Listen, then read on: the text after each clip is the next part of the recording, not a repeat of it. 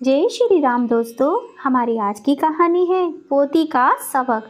दोस्तों, हमारी आज की कहानी सच्ची घटना पर आधारित है।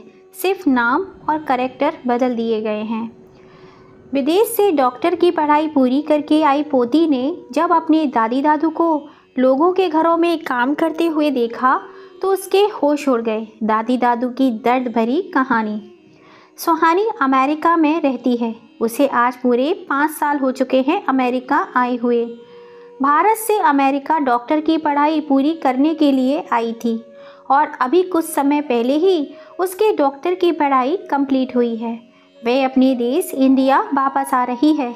सुहानी तो अपने देश में ही रहकर आगे की पढ़ाई पूरी करना चाहती थी, लेकिन उसके दादी दादू का बहुत मन था कि सुहानी बड़े होकर डॉक्टर बने, इसलिए उसे मजबूरन अमेरिका आना पड़ा। लेकिन अब सुहानी बहुत खुश थी। आखिर पूरे 5 सालों के बाद वह दिन आ गया जब वह अपने दादी दादू से मिलने वाली थी और अपने घर इंडिया वापस आने वाली थी। जल्दी जल्दी सुहानी सारी तैयारियां कर लेती है और एयरपोर्ट के लिए निकल जाती है। फ्लाइट में बैठे हुए सुहानी सोच रही थी कि दादी दादू उसे सामने देखकर कैसा रिएक्ट करेंगे, क्योंकि उसने अपने दादी दादू को नहीं बताया था कि वह इंडिया वापस आ रही है। वह अचानक से जाकर अपने दादी दादू को सरप्राइज़ देना चाहती थी। सुहानी के मम्मी पापा नहीं हैं। सुहानी का एक बड़ा भाई है। दादी दादू हैं। बचपन से ही सुहानी को उसके दादी दादू ने पाल पोस कर बड़ा किया है। जब सुहानी 7 साल की थी, उसकी माँ किसी और के प्यार में पड़कर उसके पापा और अपने दोनों बच्चों को छोड़कर चली गई। अपने जाते वक्त यह भी नहीं सोचा कि पीछे उसके छोटे छोटे बच्चों का क्या होगा। कहते हैं ना, प्यार अंधा होता है, इसलिए अंधे प्यार के चक्कर में अपने पति और दोनों बच्चों को छोड़कर चली गई। पीछे छोड़ गई बिलखते मासूम 2 छोटे बच्चे। जिस दिन सुहानी की माँ घर छोड़कर गई, उसी दिन से सुहानी के पापा पूरी तरह से टूट गए थे और धीरे धीरे तक अंदर तक टूटे हुए उसके पापा काफ़ी बीमार भी रहने लगे थे और कुछ समय के बाद उनके शरीर ने भी उनका साथ छोड़ दिया। अब वह इस दुनिया को छोड़कर चले गए। फिर से दोनों बच्चे अकेले रह गए, पहले बिना माँ के और फिर बिना बाप के।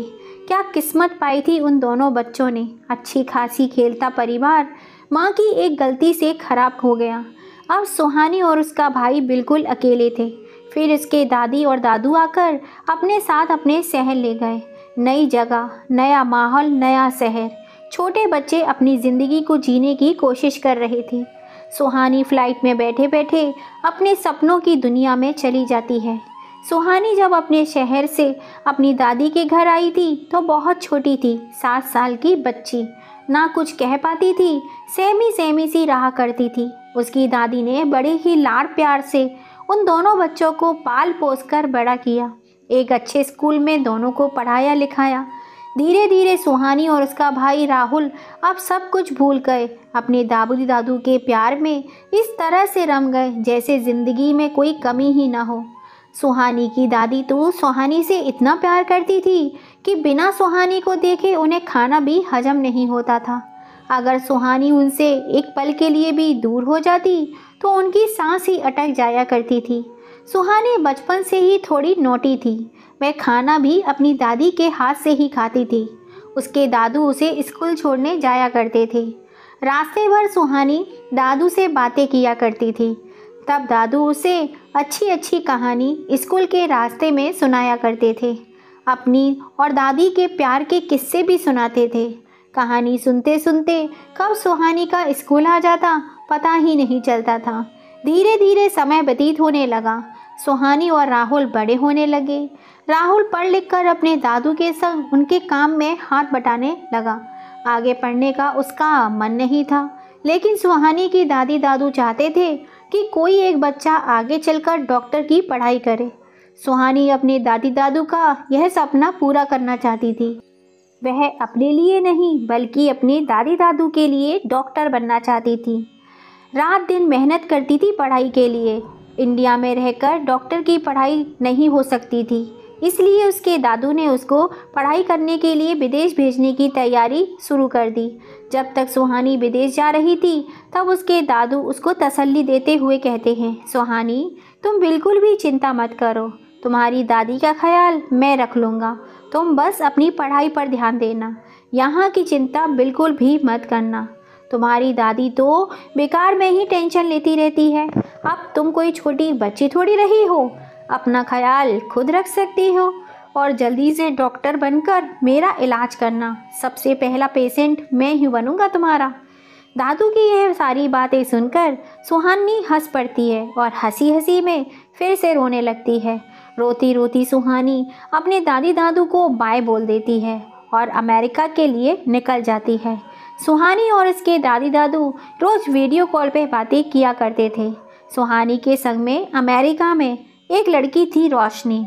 वह भी सुहानी के संग ही डॉक्टर की पढ़ाई कर रही थी और इसी शहर में थी। उन दोनों में से दोनों काफ़ी अच्छी दोस्ती हो जाती है। उधर सुहानी के भाई राहुल की सगाई पक्की हो जाती है, लेकिन सुहानी को बहुत दुख था कि वे अपनी पढ़ाई के चक्कर में अपने भाई की शादी में नहीं आ पाती। राहुल की बीवी सुधा घर में आने के बाद पहले तो सब घर का माहौल अच्छा था। कांता जी और गोपाल जी का सुधा बहुत ही अच्छे से ध्यान रखती थी। धीरे धीरे उसका रवैया बदलने लगा। वह दादी दादू से अब बुढ़े बुढ़िया पर आ गई थी। राहुल भी सुधा का ही साथ दिया करता था। गोपाल जी का शरीर अभी साथ नहीं देता था, इसलिए उन्होंने दुकान पर जाना बंद कर दिया। अब तो घर में रहकर ही कांता जी के संग भजन पूजा पाठ में लग गए। इधर बहू की जातियों से दिन पर दिन उनकी तबीयत और भी ज़्यादा खराब होती जा रही थी। दिन भर नौकरों की तरह घर में काम करने के बाद भी 2 वक्त की रोटी सही से नहीं मिल पाती थी। एक दिन गोपाल जी की तबीयत ज़्यादा खराब हो गई। तब कांता जी ने राहुल से कहा, बेटा राहुल, तेरे दादाजी को डॉक्टर को दिखाना है, काफ़ी तेज़ बुखार है। राहुल ने कहा, मेरे पास इतना टाइम नहीं है और ना ही मेरे पास कोई फालतू पैसे हैं आप लोगों के ऊपर खर्च करने के लिए। आप जाकर दादू को दिखा दो। बेचारी कांता जी अकेले ही गोपाल जी को लेकर डॉक्टर के पास गईं। अब राहुल ने पैसे दिए नहीं थे, इसलिए उनके पास थोड़े बहुत पैसे थे, तो वे एक सरकारी हॉस्पिटल में गोपाल जी को दिखाने के लिए ले गईं। वहाँ के एक डॉक्टर गोपाल जी के जान पहचान के थे, तो उनसे फीस नहीं लेते थे। जांच करने के बाद बताया बीपी काफ़ी बढ़ा हुआ है, खाने पीने का अच्छे से ख्याल रखो और दवाइयाँ समय पे लो। उन्होंने दवाइयों का पर्चा लिख कर दे दिया और साथ में कहा, यह दवाइयाँ आपको सरकारी हॉस्पिटल के मेडिकल में सस्ती मिल जाएंगी। क्योंकि वह गोपाल जी के जानकार थे, इसलिए जानते थे कि उनके पोते राहुल का उनके प्रति व्यवहार कैसा है। दवाइयों का पर्चा लेकर उन्होंने दवाइयाँ ली, फिर घर पर आने के लिए निकल पड़े। रास्ते में बहुत तेज़ बरसात हो रही थी, इसलिए उन्होंने ऑटो ले लिया और वहाँ से निकल गए। गोपाल जी कांता जी से कहते हैं, कांता, तुम्हें बारिश कितनी पसंद थी, हर बारिश में भीगना तुमको कितना अच्छा लगता था। तभी कांता जी कहती हैं, हाँ जी, वह दिन भी अलग ही थे। अब तो हमारा बुढ़ापा आ गया है, अब तो बारिश में भीगते हुए भी डर लगता है, कहीं बीमार न पड़ जाएं। तब गोपाल जी कांता जी से कहते हैं, चिंता क्यों करती हो कांता, अब तो हमारी पोती डॉक्टर बनकर आ जाएगी तो हमारा फ्री में इलाज कर देगी और जब जितना जी चाहे उतना मन करे बारिश में भीगना, कोई मना नहीं करेगा। कांता जी गोपाल जी की बातें सुनकर मुस्कुरा देती हैं और कहती हैं, हटो जी, इस बुढ़ापे में भी कैसी बातें करते हो। गोपाल जी कहते हैं, बातें ही तो रह गई हैं कांता, अब हमारे पास और बचा ही क्या है। बात करते करते दोनों का घर आ जाता है और वह ऑटो से उतरकर अंदर चले जाते हैं। जैसे ही घर में कदम रखते हैं, बहू सुधा तानों की बाढ़ शुरू कर देती है। कितनी बार कहा है तुम दोनों बुढ़े बुढ़िया से थोड़ा कम खाया करो, जब देखो ठूसते ही रहते हो। अब देखो फालतू की नौटंकी शुरू हो गई। बहू के तानों से परेशान होकर कांता जी अंदर कमरे में चली जाती हैं और गोपाल जी को दूसरे कपड़े निकाल कर दे देती हैं। बारिश की वजह से हल्के हल्के कपड़े गीले हो चुके थे। बीमार गोपाल जी को भी उनकी बहू सुधा चैन नहीं लेने देती और बाहर से ही आवाज़ लगाती है, अरे अब आराम हो गया हो तो घर के काम भी पड़े हुए हैं, वे कौन करेगा? बस मुफ्त की रोटियां ही तोड़ते रहोगे क्या? बैठे बैठे। बेचारे दोनों अभी आकर बैठे ही थे कि बहू का चिल्लाना फिर से शुरू हो गया। कांता जी जल्दी से कपड़े बदलकर किचन में आई। तभी बहू कहती है, अरे बे बुढ़ा कहाँ मर गया? इतना सारा काम पड़ा है, जल्दी जल्दी हाथ चलाओ। कांता जी कहती हैं, बेटा आज उनकी तबीयत ठीक नहीं है, उनकी जगह सारा काम मैं ही कर दूंगी, तुम चिंता मत करो। मगर तुम फ्री हो तो थोड़ा सा मेरा हाथ बटा दो। बहू के ताने फिर शुरू हो गए। अच्छा बुढ़िया, जबान भी चल रही है? तुम दोनों क्या कहीं के राजा महाराजा हो? आराम करोगे और मैं काम करूंगी? चलो ये नौटंकी बंद करो और काम पर लग जाओ। बेचारे बीमार गोपाल जी बहू की बातें सुनकर काम पर लग जाते हैं। बीमारी के कारण उनके हाथ धीरे धीरे चल रहे थे। कांता जी ने कहा, बेटा तेरे दादाजी को डॉक्टर ने एक अच्छा और हेल्दी खाना खाने के लिए कहा है। उनका बीपी काफ़ी बढ़ा हुआ है, तो क्या मैं उनके लिए थोड़ी सी खिचड़ी बना लूँ? कोई ज़रूरत नहीं है इनके लिए खिचड़ी वगैरह बनाने की। रात के चावल फ्रिज में रखे हुए हैं, उठाओ और दोनों खा लो। और हाँ, आज हम दोनों बाहर जा रहे हैं खाना खाने के लिए और तुम लोग वही खा लेना। और अचार और चावल निकालकर बहू टेबल पर रख देती है। चावल 2 दिन पुराने थे तो उसमें काफ़ी स्मेल आ रही थी। वे चावल खाना तो दूर, उनको हाथ लगाना भी मुश्किल था। बहू और पोता दोनों बाहर घूमने निकल जाते हैं। कांता जी जल्दी से अपने और गोपाल जी के लिए थोड़ी सी खिचड़ी बना लेती हैं और जो चावल थे उन्हें डस्टबिन में डाल देती हैं। खिचड़ी बनाकर जल्दी से गोपाल जी को खिला देती हैं और खुद भी खा लेती हैं। फटाफट सारे बर्तन साफ करके रख देती हैं। कहीं बहू को पता चल गया तो घर में कलेश कर देगी। अपने ही घर में उन्हें चोरी छुपे खाना बनाकर खाना पड़ रहा था। ऐसे भी दिन आ गए थे। धीरे धीरे करके समय व्यतीत होने लगा। एक दिन गोपाल जी की तबीयत ज़्यादा खराब हो गई। तब कांता जी ने बहू और पोते से कहा, बेटा तेरे दादू को हॉस्पिटल में भर्ती करना पड़ेगा। तभी सुधा और राहुल ही बोल पड़े, पैसे क्या पेड़ पर लगे हुए हैं जो तोड़ कर निकाल लो? अरे इतनी नौटंकी करना बंद करो, थोड़े से घरेलू इलाज करोगे तो एकदम सही हो जाओगे। उन दोनों ने अपने दादू की सुध तक न ली और कांता जी के ज़्यादा बोलने पर उन्हें गुस्सा आ गया। उन्होंने अपने दादी दादू को घर से ही निकाल दिया। दोनों वैसे भी मेरे अब कोई काम के नहीं हैं, निकल जाओ इस घर से, क्योंकि ना तो अब मेरे पास तुम्हारे लिए पैसे हैं ना ही रोटी है। जब देखो मेरे सर पर ही बैठे रहते हो, जब देखो पैसे ही मांगते रहते हो। अब तुम जानो और तुम्हारी बीमारी जाने, क्या करना है हमें हमारे हाल पे छोड़ दो और तुम अपना खुद देख लो। कांता जी हाथ जोड़कर विनती करती रहीं, और राहुल बेटा हमें इस घर से मत निकालो। मैं तुम्हारे दादू को लेकर कहाँ जाऊँगी? तुम्हारे दादू बहुत बीमार हैं, हमारा कोई रिश्तेदार भी नहीं है। लेकिन सुधा और राहुल ने उनकी एक भी न सुनी और उन्हें घर से निकाल दिया। अब कांता जी के पास और कोई रास्ता नहीं था। क्या करती? इधर गोपाल जी की तबीयत खराब थी। फिर कांता जी ने उन्हें एक सरकारी हॉस्पिटल में एडमिट करा दिया। सरकारी हॉस्पिटल ही सही, लेकिन कुछ पैसे तो इलाज में लगते ही हैं।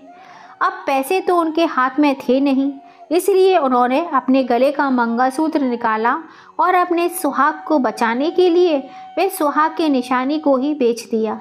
उस मंगलसूत्र को बेचने के बाद जो पैसे मिले उससे उन्होंने गोपाल जी का इलाज कराया। हफ्ते 10 दिन के बाद गोपाल जी थोड़े से अच्छे हो गए। वहीं पास के एक टूटी सी झोपड़ी में उन्होंने एक किराए पर घर ले लिया। अब उन्हें चिंता थी कि आगे की ज़िंदगी कैसे चलेगी, क्या खाएंगे, क्या करेंगे, कैसे रहेंगे। कांता जी लोगों के घरों में जा जा करके काम मांग रही थी। कोई काम हो तो दे दो बेटा, मैं सब कुछ कर सकती हूँ, झाड़ू पोंछा बर्तन कुछ भी काम कर सकती हूँ। उन्हें हर घर में सिर्फ निराशा ही मिलती। आखिर में उन्हें एक घर ऐसा मिला जिसमें उन्होंने काम दे दिया। उनको भी काम की ज़रूरत थी और उनको पैसों की। उधर उनको झाड़ू पोंछा बर्तन और खाना बनाने का काम मिल गया। अब कांता जी ने सोचा, चलो काम तो मिल गया तो कम से कम 2 रोटी खाने के लिए पैसे तो आ जाएंगे। दूसरे दिन से ही कांता जी और गोपाल जी दोनों ही काम करने के लिए जाने लगे। कांता जी के संग गोपाल जी भी उनके काम में सहायता किया करते थे। इधर सुहानी की फ्लाइट अब इंडिया पहुंच जाती है। सुहानी फ्लाइट से उतरकर सीधे टैक्सी लेती है और अपने घर के लिए रवाना हो जाती है। जैसे ही उसका घर आता है, टैक्सी से नीचे कदम रखती है, उसे अपने दादी दादू का स्पर्श महसूस होने लगता है। वह दादी की गोदी में बैठकर खाना खिलाना, दादू के कंधे पर बैठकर मेला देखना, भाई का चॉकलेट लाकर देना, सुहानी को सब कुछ याद आने लगता है। दादी दादू की डांट से बचने के लिए पेड़ के पीछे छुप जाना। अंदर जाते जाते सुहानी की आंखों से आंसू आ रहे थे। उसे अपना बचपन फिर से याद आ रहा था। अगर आज दादी दादू नहीं होते तो हमारा क्या होता। सुहानी घर की डोरबेल बजाती है। सामने उसके भैया भाभी खड़े हुए थे। सुहानी को देखकर उनकी आंखें फटी की फटी रह जाती हैं और वह अंदर घुसते ही सिर्फ अपने दादी और दादू को आवाज़ लगा रही थी। भैया, मैंने कितने दिनों से दादी दादू को फ़ोन लगा रही थी, पर ना तो वो मेरा फ़ोन उठाते हैं और ना मुझसे कोई बात कर रहे हैं। कहाँ हैं दादी दादू? इसलिए मैं उनको सरप्राइज़ देने के लिए चली आई। राहुल ने कहा, बहन, एक बार बता देती तो तू आ रही है तो तेरा आना बेकार ना होता। दादी और दादू तो अभी 2 दिन पहले ही तीर्थ यात्रा के लिए निकले हैं। सुहानी धड़ से वहीं सोफे पर बैठ जाती है। राहुल कहता है, सुहानी, तू आने से पहले एक बार मुझे कॉल तो कर देती तो मैं तुझे बता देता। सुहानी ने कहा, भैया, वैसे भी मेरी डॉक्टर की पढ़ाई अब पूरी हो चुकी है। मैंने सोचा था जाकर आप सबको सरप्राइज़ दूंगी, पर यहाँ आकर तो मैं खुद ही सरप्राइज़ हो गई। अच्छा, इतने दिनों से दादी दादू मेरा फ़ोन क्यों नहीं उठा रहे हैं? जब भी फ़ोन करती हूँ तो कभी उनका फ़ोन स्विच ऑफ आता है या कभी फ़ोन उठाते ही नहीं हैं। उसके बाद सुहानी अपने कमरे में चली जाती है और हाथ मुंह धोकर चाय नाश्ता कर लेती है। फिर सुहानी अपने भैया भाभी राहुल और भाभी से बोलती है, मैं अपनी फ्रेंड रोशनी से मिलने जा रही हूँ। वह मेरे संग में अमेरिका में डॉक्टर की पढ़ाई कर रही थी और वह इसी शहर में रहती है। कुछ दिन पहले ही इंडिया वापस आई है। बाहर से टैक्सी पकड़कर वे अपनी फ्रेंड के यहाँ चली जाती है। रोशनी के घर जाकर वे सारी बात रोशनी को बताती है। रोशनी, मैं अपने दादी दादू को यहाँ सरप्राइज़ देने आई थी और वह तो तीर्थ यात्रा के लिए निकल गए। अब मेरी समझ में नहीं आ रहा दादी दादू इतने दिनों से मेरा फ़ोन क्यों नहीं उठा रहे हैं और काफ़ी बार तो उनका फ़ोन स्विच ऑफ ही आता है। भैया भाभी से पूछा तो उन्होंने बताया कि वह लोग तीर्थ यात्रा के लिए निकल गए और अभी भी जब मैं उनका फ़ोन ट्राई कर रही हूँ तो उनका फ़ोन स्विच ऑफ ही आ रहा है। सुहानी बहुत दुखी थी कि वह अपने दादी दादू से अब कैसे मिलेगी। तभी रोशनी की मम्मी अपनी कामवाली से चाय नाश्ता बनाकर लाने के लिए कहती हैं। उनकी मेड सुहानी और रोशनी के लिए चाय नाश्ता लेकर आई। जैसे ही वह मेड सामने से चाय नाश्ता लेकर आती है, उस मेड को देखते ही सुहानी की आंखें फटी की फटी रह जाती हैं। उसके पैरों तले जमीन खिसक जाती है। ऐसा लग रहा था जैसे आज आसमान उसके सर पर टूट पड़ा हो। वे मेड के हाथों से चाय की ट्रे नीचे गिर जाती है। सुहानी सोफे से जल्दी से खड़ी हो जाती है और अपनी दादी को देखते ही दौड़ जाती है। दादी को देखते ही उसके झट से कसकर गले से लगा लेती है। दादी सुहानी को देखते ही कहती है, सुहानी, तुम कब आई बेटी? तुमने आने से पहले बताया भी नहीं। दादी, वह सब आप छोड़ो, पहले ये बताओ आप यहाँ पर क्या कर रही हो, वो भी मेरी फ्रेंड के घर में। दादी, आपको मेरी कसम सच सच बताइए, और दादू कहाँ हैं? मैं कब से आप दोनों को फ़ोन लगा रही हूँ, आप दोनों के फ़ोन स्विच ऑफ आ रहे थे और भैया भाभी तो कह रहे थे कि आप दोनों तीर्थ यात्रा पर गए हैं। आखिर ये माजरा क्या है? दादी, मुझे सच सच बताइए, मेरा दिल बैठा जा रहा है। गोपाल जी अंदर किचन में काम कर रहे थे। रोशनी अंदर दौड़कर किचन में जाती है और अपने दादू को कसकर गले से लगा लेती है।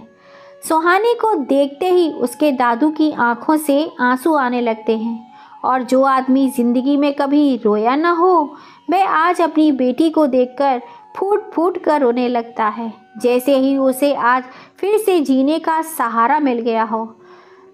सुहानी अपनी दादी दादू को सोफे पर बिठा देती है और फिर उनसे पूछती है, बताइए मुझे ये हालत कैसे हुई। उनके कपड़े भी काफ़ी फटे हुए थे, एकदम भिखारियों जैसी हालत हो गई थी उनकी। तभी दादी रोते रोते सुहानी को सारी बात बताती है, बेटी तेरे जाने के बाद जब तेरे भाई की शादी हमने सुधा से कर दी, पहले तो कुछ दिन सुधा का रवैया बहुत अच्छा था, लेकिन बाद में उसने हम दोनों को एक एक रोटी के लिए भी तरसा दिया। घर में नौकरों की तरह हमसे सारे काम कराती और खाने के लिए 2 दिन पुराने बासी चावल देती थी।